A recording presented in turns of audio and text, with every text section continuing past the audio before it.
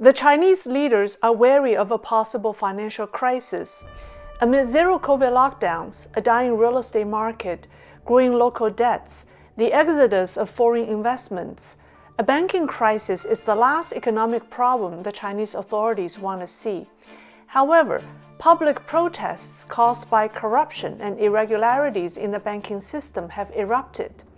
As people can't withdraw or transfer money, is China near a banking crisis that will threaten social stability?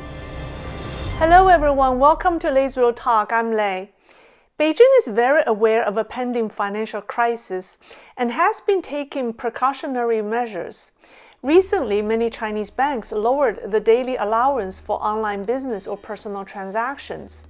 Starting mid-May, some banks have reduced the maximum allowance of daily transactions to 10,000 or 3,000 renminbi, which is about $1,500 to $450.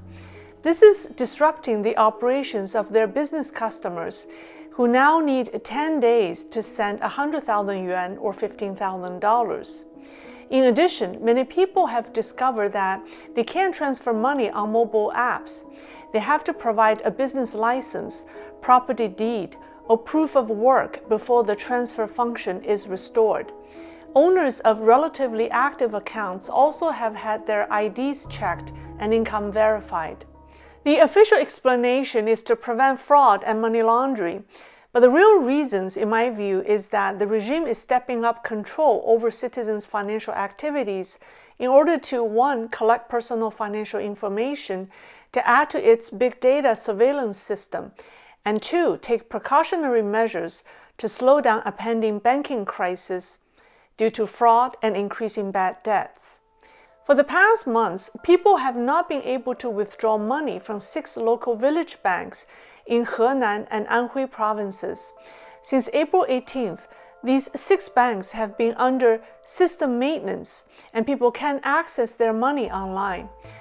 This is what happened when people went to the Yuzhou New Xinmin Village Bank on April 20th to check their balances. Please take a look. 你们给不给我们查？不给我们马上我上媒体上去好了。给不给我们查？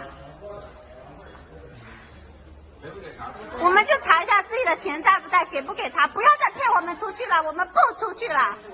不要再骗我们出去了，我们就查一下自己的钱。我查自己的钱怎么了？上班的时候不让我查，下班的时候说下班了。早上6点到现在跟我说下班了。你们这工作人员都在里面，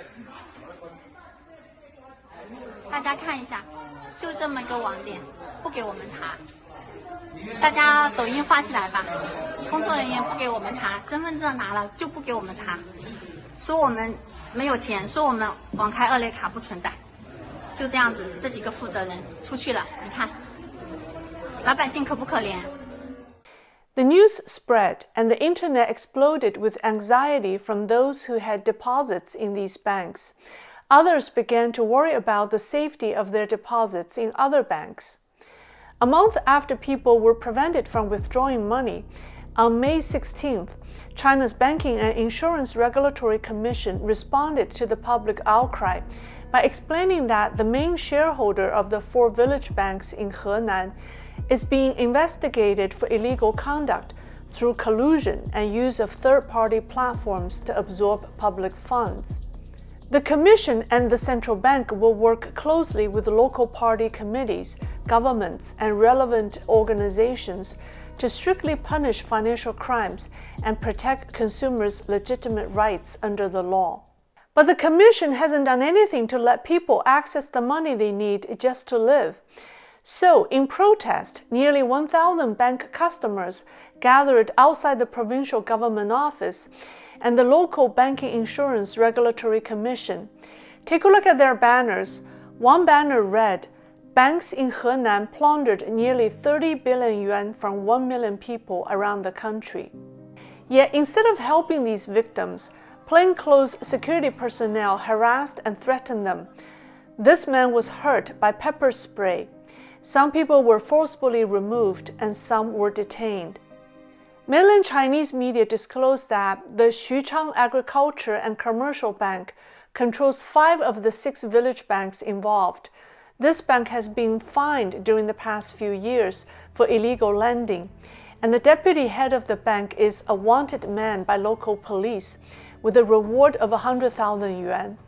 People are angry that the police haven't caught the criminals who stole the money, but instead detained the victims. Chinese media also reported that some shareholders of the village banks are linked to a company suspected of fraud, the Henan New Fortune Investment Group. It was established in 2011 with initial capital totaling 116 million yuan, but the company dissolved on February 10th this year. It had controlled several village banks and agricultural and commercial banks across multiple provinces. Village banks are the community banks in rural China that serve the peasants.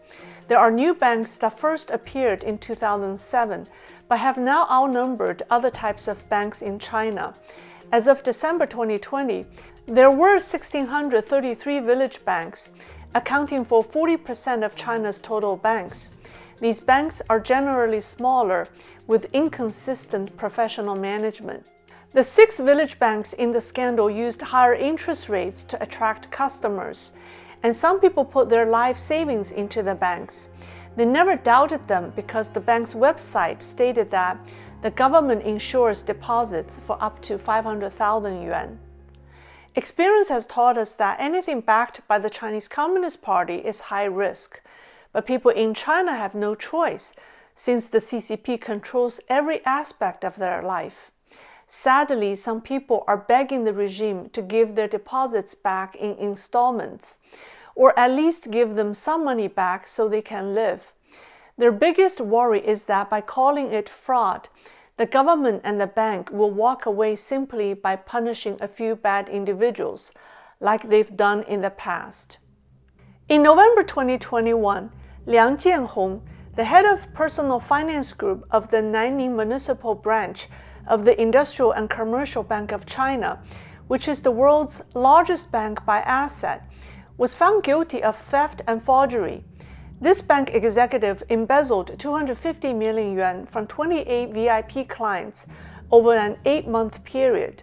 Liang was initially charged with misappropriation of duties when arrested, but the charge was changed to theft and forgery during the prosecution stage.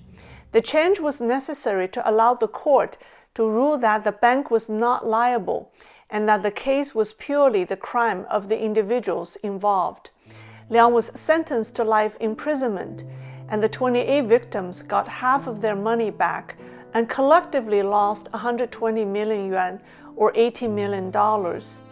In China, there is no independent judicial system. Courts follow the orders of the party, and banks are mostly state-owned. However, the CCP's decision to protect the bank and not the consumers is exactly why bank employee fraud is a widespread problem. Knowing that the government will always back them up, the banks have no incentive to stamp out fraud and corruption.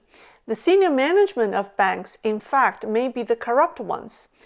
And for those individuals who would do anything for money, going to prison for the rest of their lives is a price they're willing to pay for 120 million yuan to take care of their people.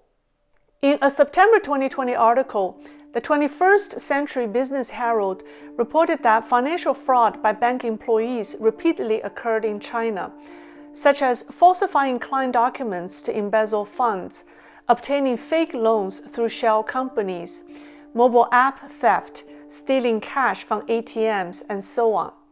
As the public trust in banks collapses, the government's credibility collapses too, and the Chinese authorities are trying to prevent it from happening.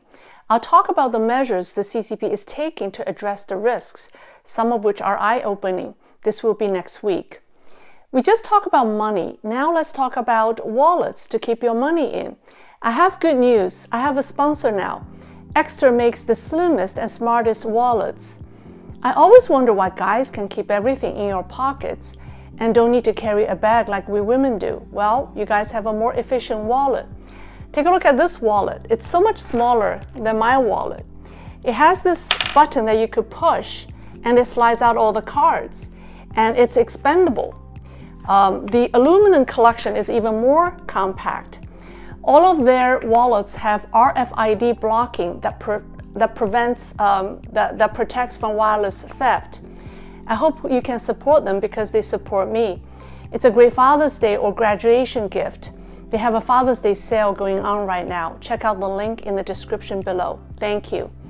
By the way, just a reminder, my first live stream event is this Saturday at 9 p.m. Eastern Time. Hope you can join me. See you then.